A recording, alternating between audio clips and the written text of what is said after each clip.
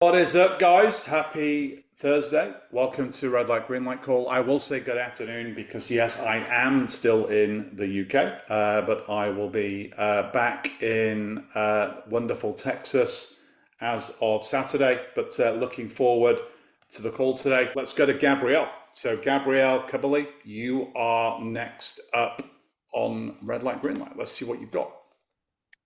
Hopefully you can see my screen. Chicagoland. I like it already. Yeah.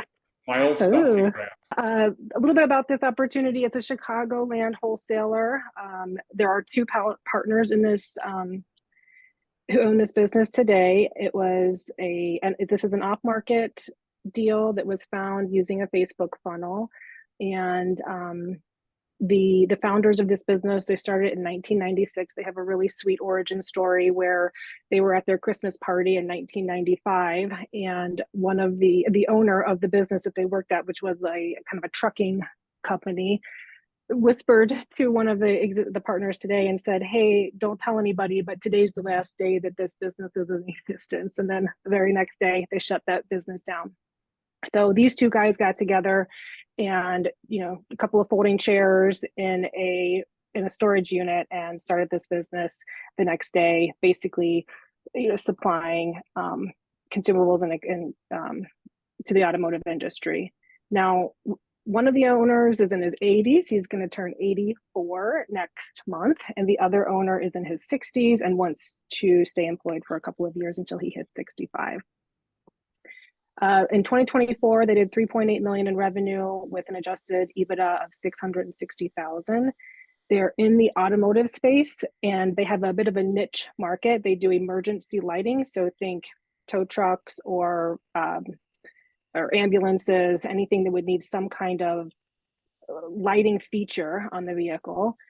And they also deal in tractor trailer accessories. So the easiest thing to connect to on that would be like straps that might hold a load down, or chains, things like that.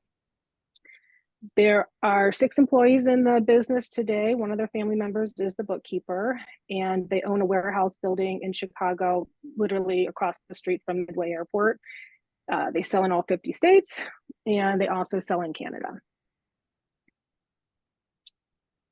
So that's this wholesaler opportunity. So a little bit about me. I'm a Northwestern grad, a Columbia University grad, and my background is in the sciences. And I spent most of my career in pharmaceutical manufacturing. However, during COVID, I know we don't talk about that much, but I had moved into a supply chain role. And so when I started looking for businesses to acquire, I acquired my first business in October 2022 using Carl's CEO training program. This was prior to Yeah. being a protege. Thank you. And it also happens to be in wholesale distribution. We're in Chicagoland, and we do automotive consumables. So it's a little bit different than the hard sciences, of course, but supply chain is one of those areas that I delved into before I left corporate America. Okay. And then just a little timeline here. The first contact with the seller was kind of first week of April, first meeting mid-April. And then I presented my first set of offers to the sellers in mid-May, which they immediately rejected. And then they went on vacation for a couple of weeks. And when they got back the week after Memorial Day, they contacted me and asked if I was still interested in the business. And so we've met a couple of times since then. And I gave them a second set of offers just on Monday. And then this afternoon they've asked for a call. So that's where we are on this. Any questions? Otherwise, I'd like to move to the numbers. Nice. Forecast model. Love it. Yeah, I was going to ask. I haven't been on one of these calls in a couple of weeks, so I wasn't sure if we were still using the one sheet or forecast Yeah, model. I've got both of them. we're still using the Okay. one sheet for people that are building forecast models, but I think like the one sheet captures a lot more than just the numbers on the deal. Obviously, it gives you like the whole SWOT analysis, covers seller psychology, key KPIs in the business, but the forecast model is for you to showcase like what you can do with this business and what the returns might look like. So ideally, you would use both. When we're retooling CEO, we're retooling the whole training curriculum right now. When it goes live in August, all of these models are all going to be integrated together. So Okay, we'll we'll, that'll be we'll, great. def- we'll definitely be doing that. But yeah, you carry on. Great so far. Okay, well, I do have the one sheet with the additional statistics on it, but I liked this forecast model because I went ahead and put my existing business in as the second business just so that I could kind of see the two combined. Yeah. And I am actively looking for other businesses that look just like the one that I'm currently running. I mean, this wholesale opportunity is a little bit different, but I do think that it's quite reasonable to acquire two or three more that look just like what I'm doing today. So it gave me a little bit of an idea of how to merge those two. Um, so when I talked to Jeremy about this, Jeremy did a 911 call with me prior to doing those first offers in mid-May, and both the sellers had wanted to stay in the business, and so there was a lot of add backs in there that just made it a bit cumbersome. Well, since after those first offers were rejected, when we met prior to me providing the second set of offers, I really talked to them about the realistic aspect of them being in the business. They're going to draw salaries. That's going to take away from the monies that are available to pay them and to pay them for the price of the business and things like that. And we had come to an agreement that we would take those salaries out, and I would just present an offer that didn't have them working in the business for years to come. So with that, the adjusted EBITDA was increased since those salaries didn't have to be um, don't have to be paid, and also they can be replaced. They're paying themselves both over $200,000 a year in salary, so the work that they're doing can be replaced with much lower salaries. So that made the change in here to around 600,000. And with the first set of offers, we were looking at something in the low fives, but adding those salaries back in increases what's available there. Any questions on that, or why that's changed? No, no, Okay. no. I do like this deal. So two questions for you. So on the valuation, um, you've applied a 2.7 multiple to the 3-year average, which I've just gone into the multiples model, and even though I've not seen the seller psychology scores yet, that multiple would be pretty accurate. And then you're adding the real estate to get an equity valuation of about 2.2 million. Is that what the ask is, or does he want 2.2 for the business plus the real estate? So he wants 2.7. Yeah, that's right. He wants 2.2 for the business. In his mind, someone told him a couple years ago that the business would be worth over 2 million, and they've It was had probably a only, broker. It was probably a yeah, broker. So yeah, they've yeah, had only increasing sales since then, so they think it's worth more than that. I have yeah. shared with them some multiples about the industry. I even did we're in Indiana, and we have kind of a nonprofit that comes out of Purdue called the Indiana Small Business Development Center, and they'll do a valuation report for just a couple $100. And so just to kind of, because these guys aren't working with a broker, so to kind of legitimize where my offer was coming from, I'd ask them to do a report. That way it'd be kind of a third party looking at it, and they also came in right around this range. Yeah, So perfect. What and I love I about this shared that. deal, what I love Yeah, about this deal though, is that you can do an SBA deal with no equity because you're buying yes. your industry.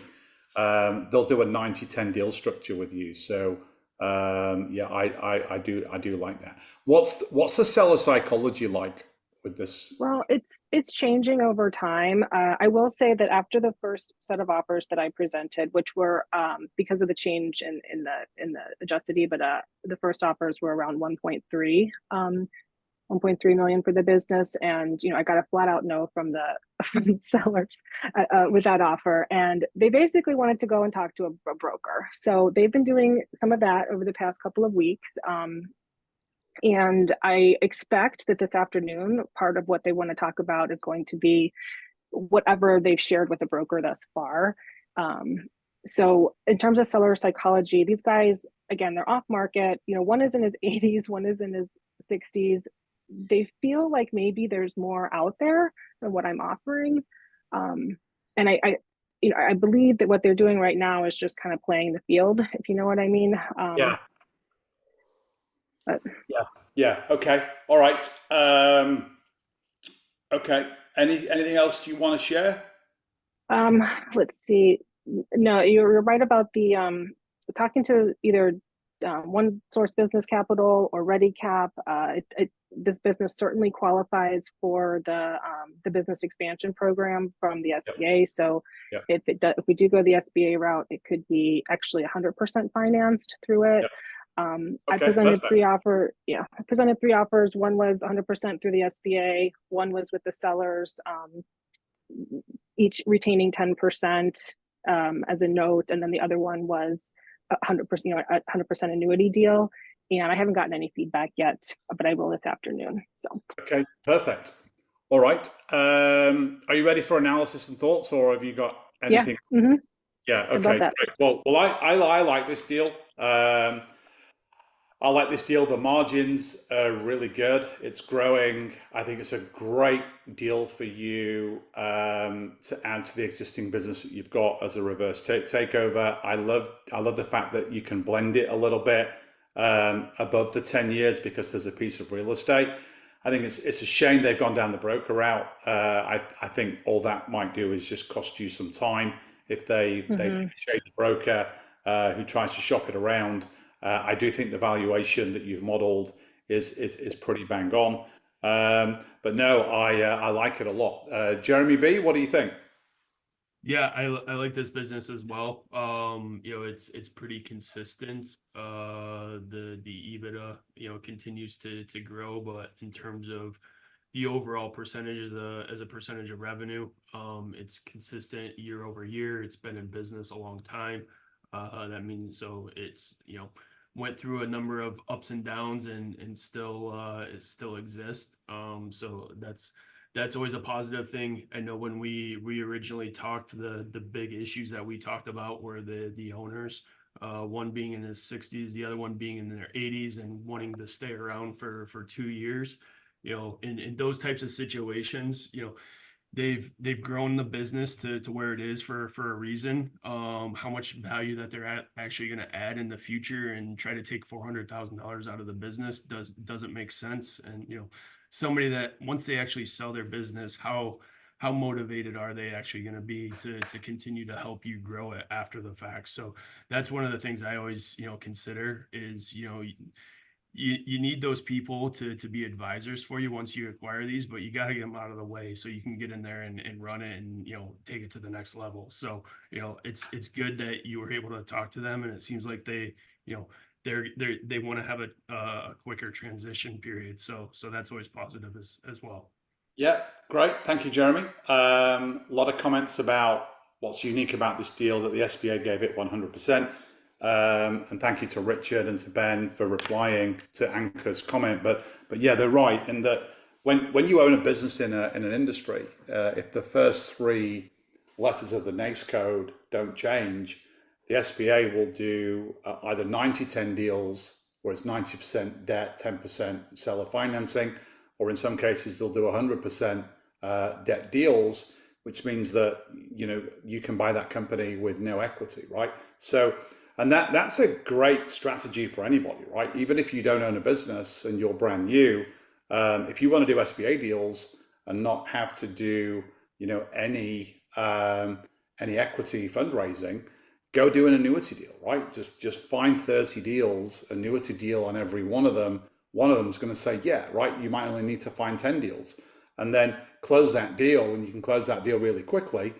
And then use that as your toe into the market to go and do SBA deals with no equity required. So don't ever let equity stop you from doing an SBA deal.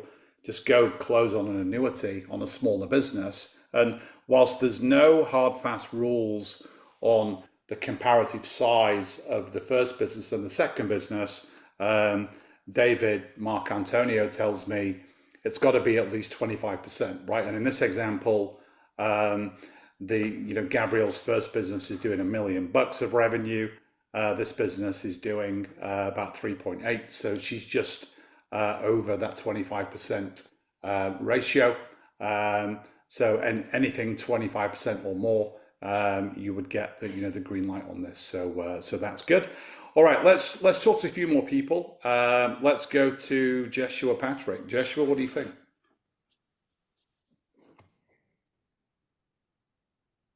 No, doesn't have an opinion. Toby, you made an absolutely killer comment at the end there. Let me read Toby's comment out because it's so cool. He said, "Seems like the seller's looking for more money is ego-driven activity, which it is. What else can you do to build their egos, right? We're in the business of being creative as deal makers, and we're always looking for ways to give sellers what they want that doesn't cost them money, right? So I absolutely love that comment. Toby, do you want to expand on that? I really, really like that comment. So this business is in your lane and you're intending to buy more businesses like that in the future. And so you compliment them on how well they've done in running this business and the fact that you want to not lose you don't want to lose the secret sauce that they've poured on the company. Maybe they want a position on your board moving forward. It could be a paid or an unpaid position. It could be include equity or not include equity. It could be an advisory board or a board of directors. But say, hey, I want you to be one of my advisors moving forward. I really value your input, especially that 80-year-old seller. What that person has left is their knowledge. They don't have a lot of energy. They don't have a lot of ability to go out and do more work with their hands. They have a lot of knowledge, and it probably contributed for the business to be where it is. So can you massage their ego and make them love you because of how you made them feel? Yeah, thanks for that perspective. Yeah, I do. In fact, on one of like the middle seller calls with these guys, when we were discussing, how they want to stay on and this and that, literally one of the guys said, "You wouldn't even want to buy this business without us." It was truly an ego-driven type thing, like as if um, you could just tell how much they've put into it. And also these two guys are just best friends. They've built their lives together, they've built their business together, and um, you can tell that they're also, I mean, I can't stress enough, these are two sweethearts. I talk to a lot of sellers who are just jerks, and like when you talk about ego driven, they're just blinded to whatever the value is either of their business or how they contribute to it. But these two guys are real sweethearts. Every time we meet, we spend the first half an hour talking about their families, their wives, their kids, things like that. So two people that I would love to be in business with, or to have advisors for sure. If you could swing it, that you can take over control and make the decisions, but you can let them keep a desk there and be there and have everybody say hi to them when they walk in the morning, they will feel utilized. That's a tough thing, because if they're micromanaging the employees to do different things than you want, then that's a bad place to be. So you're gonna have to judge that. I've done that with a seller, and I really respected him, but he didn't necessarily guide all of my employees in the direction I wanted them to go. So that's something to be careful with. But if you can do it, it is gold in their mind because they still feel important. Yeah, thanks for that. Cool. And then, hey, just something that Jazz has flagged that you might just want to tweak in your model. I think I think some of your percentages are off in the forecast B. So you were at 43% gross margin through the combination of the two businesses. Then you would expect that to go up a little bit from 25 through to 28, but not at 70%. I think you've just not changed the basic number in the model. And then as well, your SG&A as a percentage of revenue, that's going to fall, right? So that would definitely fall. So you're at 16.02% in the combo. Going forward, you'd probably drop half a point to a point per year in your SG&A. I don't think your SG&A would jump up 8 points year to year, but and I think when I looked at it, I saw 102x ROI. I think, yeah, if you adjust those numbers, you'll still get phenomenal forecast returns. But I think that will make the model absolutely bob on. So Okay, thanks. great job, Darren Yee. Are you back on the call? I am back on the call. Sorry. Yeah, no, that's right. The last call, I was on my accountant called me. Yeah, So, no worries. everyone knows the pains of taxes, right? No worries, man. But yeah, what do you think about this deal? Yeah, Gabrielle and I probably met, I don't know, maybe a month ago, and we actually were talking about this deal. And I thought this is actually just a real perfect deal for her wheelhouse of what she knows and stuff. And so bringing this into what she's kind of already doing right now just really suits it really well.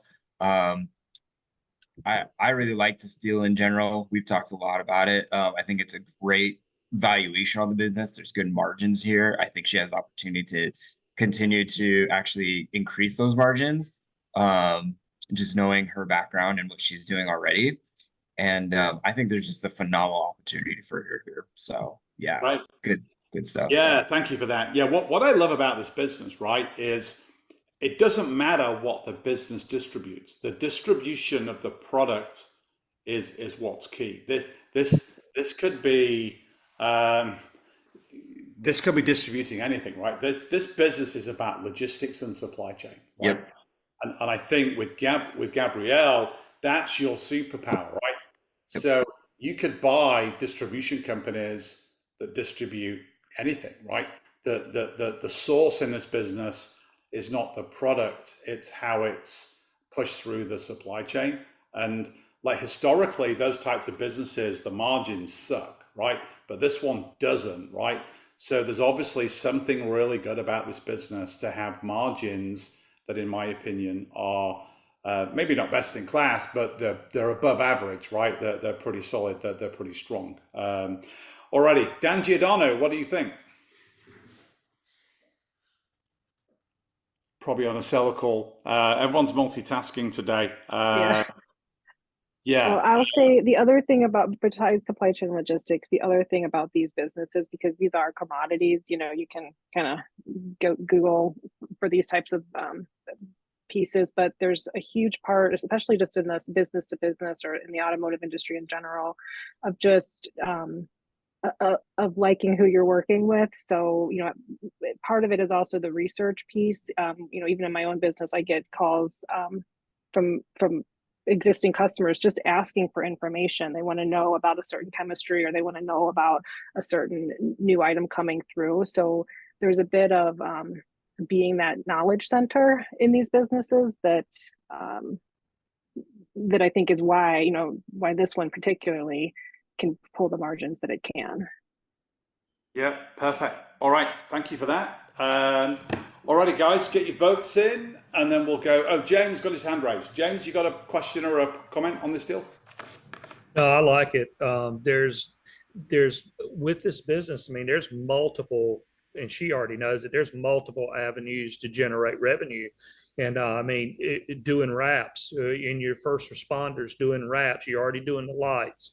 There's all kinds of things, and there's so many different avenues that you can go. I commend you. The business looks good. And then with getting more buying power and expanding the economies of scale, then all of a sudden you're getting your cost of goods down even more, which you could add another 5% to your bottom line with no problem. Yeah, great deal. Yeah, fantastic. That's great analysis, James. Thank you. You're getting very, very good at this. Thank you very, very much for that.